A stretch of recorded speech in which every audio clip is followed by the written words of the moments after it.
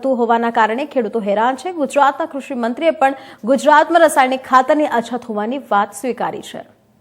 રાજ્યના કૃષિ મંત્રીએ મીડિયા સામે આવીને સ્વીકાર્યું છે કે રાજ્યની અંદર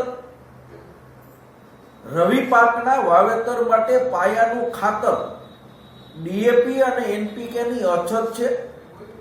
કેન્દ્ર સરકાર પાસે રાજ્ય સરકારે ખાતરનો જથ્થો માંગ્યો છે અને અઠવાડિયાની અંદર ખાતર આવી જશે।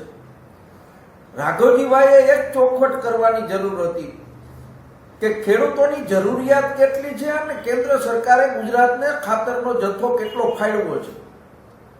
અમારી પાસે જે માહિતી છે એ માહિતી મુજબ ગુજરાતના ખેડૂતોને જે રાસાયણિક ખાતર ડીએપી અને એનપીકે ની જરૂર છે એના કરતા કેન્દ્ર સરકારે ઓછો જથ્થો ફાળવ્યો છે અને કૃષિ મંત્રી અઠવાડિયાની અંદર ખાતર આવવાની વાત કરે છે તો કૃષિ મંત્રીને એટલો ખ્યાલ હોવો જોઈએ કે રવિ પાક વાવેતર માટેનો સમય વીતી રહ્યો છે અને પાછળથી રવિ પાકનું વાવેતર કરવામાં આવે કે લેટ વાવેતર કરવામાં આવે તો એના ઉત્પાદન ઉપર એની અસર થાય છે।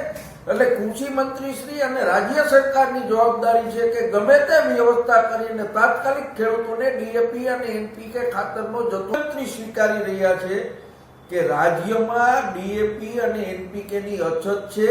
રવિ પાકના વાવેતરમાં મોડું થઈ રહ્યું છે।